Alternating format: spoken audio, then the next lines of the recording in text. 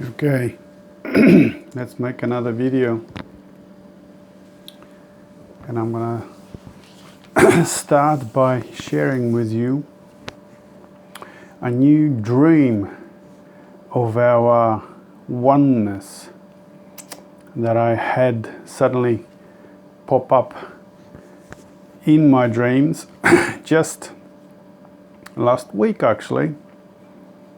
A reminder, I would say, to what is actually happening in the world, that there are no others. There are no what should we call them? The evil side and the good side, as you are told on TV and your politicians and so on. There are no good. My politicians, my side of the politics is the right, the other is not. Especially now, with people freaking out about what happened just yesterday at the White House. You know, I can see it on social media again. The Ukrainian flags are coming out. I support this, but I reject that. It's important to remember that if you support one side and not the other, it's not about peace. It's about your own unsolved inner split of the psyche. I'll read you a comment, not a comment, a quote by Marie-Louise von Franz, who says the same thing to that effect about the choosing the right wing and the left wing of the politics, yeah? So, I'll start by the dream that I've had to re-emphasize my message, which I have been sharing with you now for years on this channel, in my books, on my writings on social media, that it's important to remember peace comes not only in the world but for you as well once the split is healed, that there is no such thing as others, good and evil, yeah? There is no such thing as I take this side but I reject that side. Everything is a single unity. Everything is interconnected.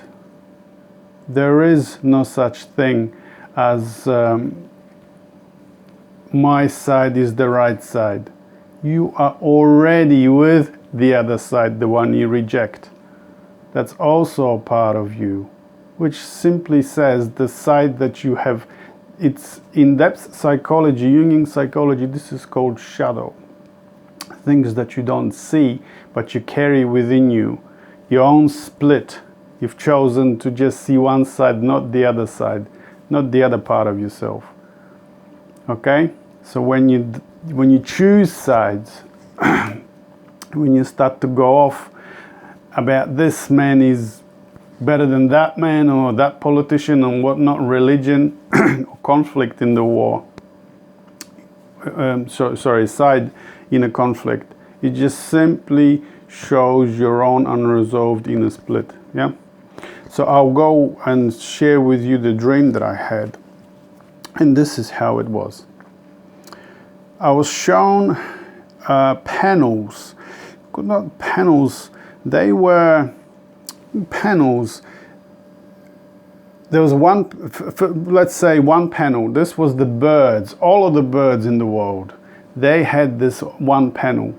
All of the birds, and the panels, should we say, difficult to describe because it was such a surreal dream.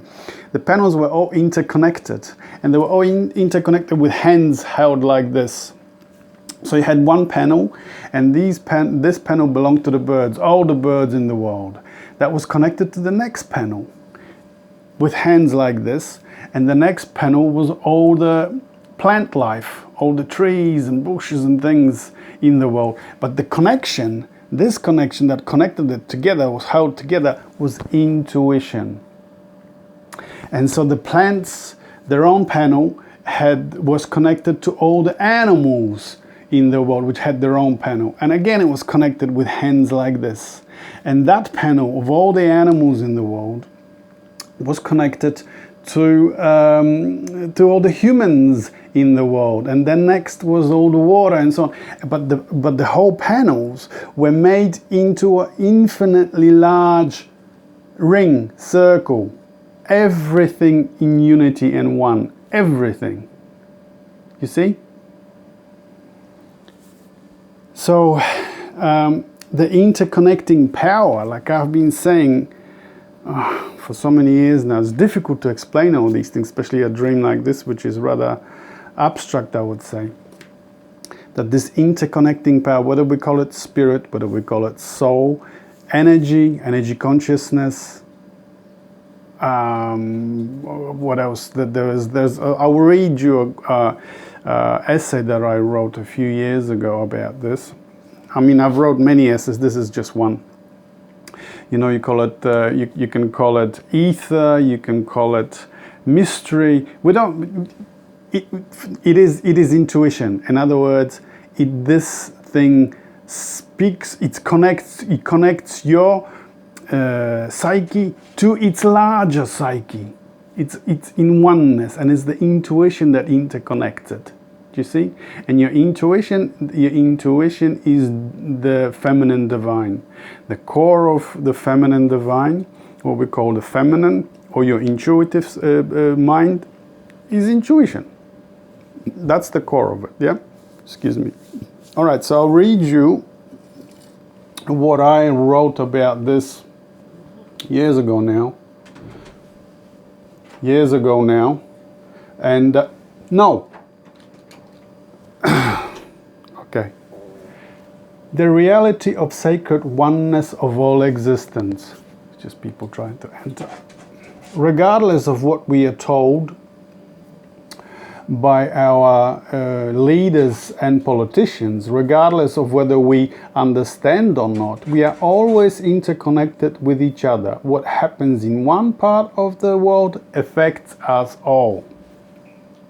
In fact, we are all interconnected with all divine nature, with our blue living and conscious earth, and beyond with our galaxy, the Milky Way, and the entire universe. Like the dream I just shared with you, the ring that is all interconnected, you know, with the hands holding hands like this, the intuition that interconnects everything. You know, that's what this is saying. And the entire universe, yeah? If we could extend our intuitive receptivity, that's what I was just saying about intuition, that's what the dream said, yeah? That's what it showed me.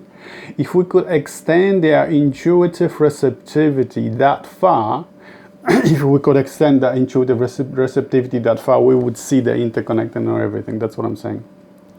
For, as cutting-edge physics is now demonstrating, there is this mystery of oneness, an underlying field of consciousness, sometimes called vacuum or ether, or in mythological tradition, the Akashic field, or Indra's net of jewels. You know, Indra's net of jewels, every single jewel reflects all the other jewels.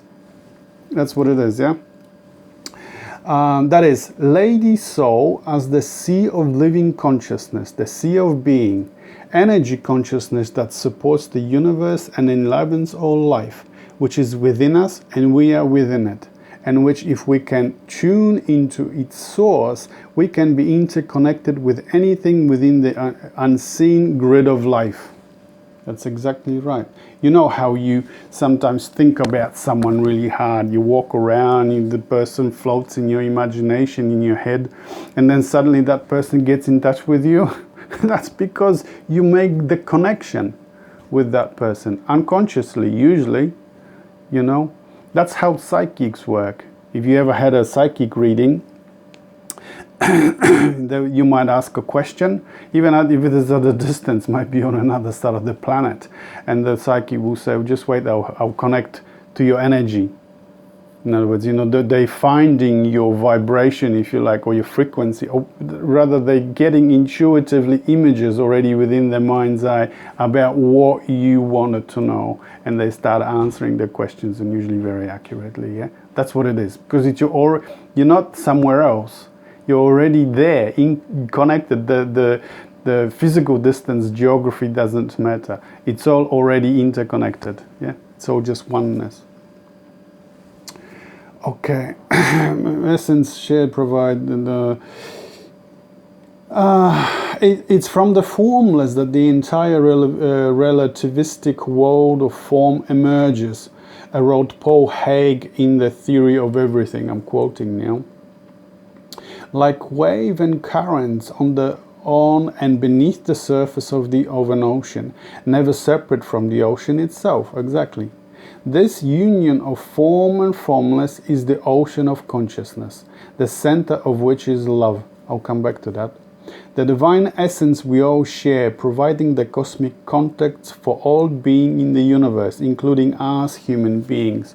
When he means love, it doesn't mean that emotional attachment that you have for another human being. What he means by love is the interconnectedness, relationship. Everything is in relationship with each other. That's what that really means. Mystics also speak about this love. So again, it doesn't mean an emotional attachment to a human being. You might be attached to someone for a reason, unconsciously, But what it means, when mystics or someone like this, a scientist, really use love, maybe he understands or he doesn't, but what that means is simply interconnectedness, relatedness, one thing related to everything else. Okay.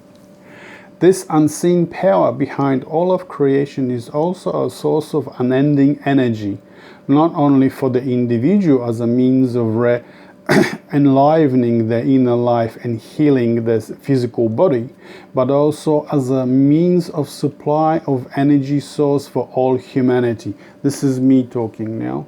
I'm not quoting him. Now, the only thing we need to be consciously aware of these intimate interconnections between us and indeed anything within this net of jewels of our life is an antenna, as it were, a radio that can tune into the unique frequency we wish to contact.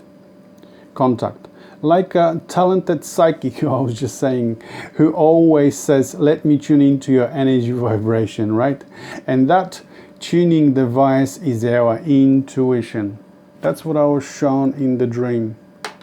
I was just describing to you the latest dream of oneness that I had. Especially at this time of what's happening in the world. People are trying to make peace. Peace in Europe. Peace all over the world. Hopefully peace in the Middle East. That there is no divisions, that there are no others. Everything is single, interconnected one. Okay, these people that you're rejecting are also a part of you that you reject. It's a part of you that you can't unconsciously reject. That's all it means. Yeah, symbolically speaking, psychologically speaking.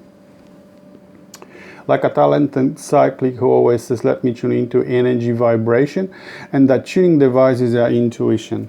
That long lost and now rediscovered voice of divine feminine, the voice of our soul, which speaks to us in dreams, visions and intuitions, like she just did in my dream, right?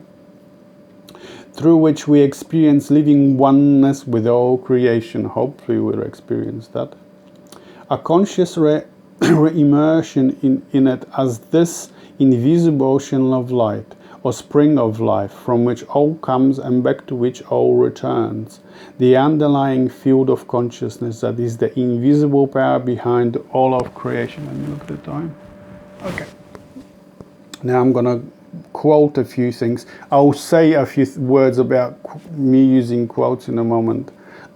The vast field matrix of fabric of space-time extends over the whole universe. We can't see this field, but we are an intrinsic part of it, tells us Nassim Haramein, physicist. Dark energy and dark matter are synonymous with this underlying field. Imagine a vast integration network that is imprinting all information holographically and fractally instantaneously. So everything happens instantaneously. You know, holographs are simply they're always they're like fractals, where every part of the fractal is a whole sum of the whole thing. That's what that means. Now I wanted to say a few words about, I should have said that at the beginning, about me using quotes.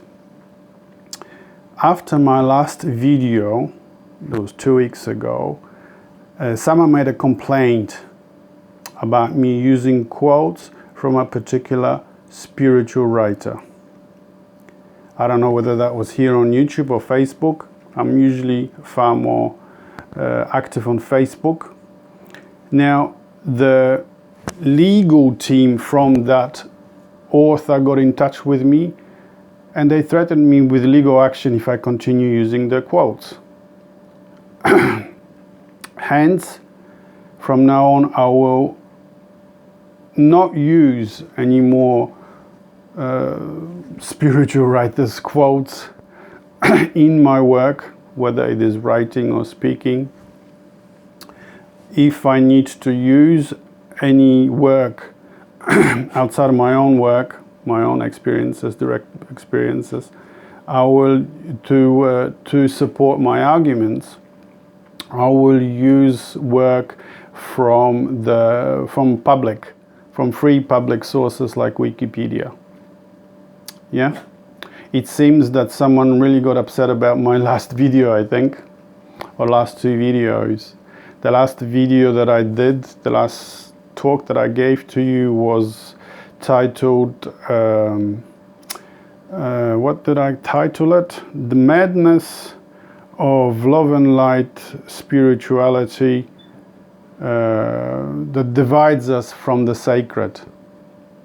What I meant is just that there's a lot of spirituality, sort of things, sort of spirituality out there that really divide us from the spirit. We don't listen to our own inner voice. They just simply copy and paste.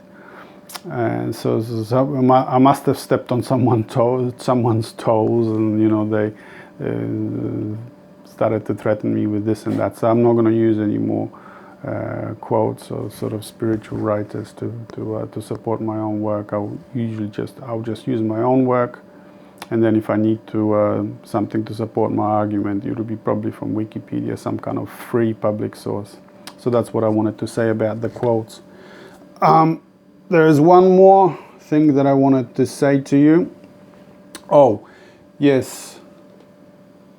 I think I'm pretty safe in sharing with you Marie-Louise von Franz. I don't think the legal team from Marie-Louise von Franz is going to get in touch with me for sharing this quote with you.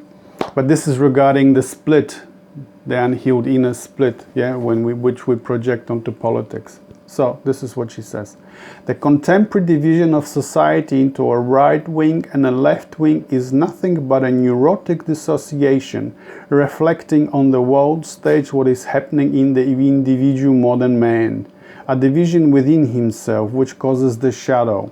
That is, what is unacceptable to consciousness to be projected onto an opponent, there you go, while he identifies with a fictitious self-image and with the abstract picture of the world offered by scientific rationalism, which leads to a constantly greater loss of instinct, especially to the loss of caritas, the love of one's neighbor, so sorely needed in the contemporary world. So that's it. That's what I was just saying before to you, that when you start to choose left wing and right wing in politics, or this side or that side of the conflict or whatnot, it just simply shows your own psychosis, in other words, your own split within you. You're projecting that split, unhealed split, onto society. Yeah? Anyway, Charlie, my dog, looks like he needs to go outside toilet, so I'll have to finish here. So thank you for listening and all that, and I'll see you on the next one. See ya.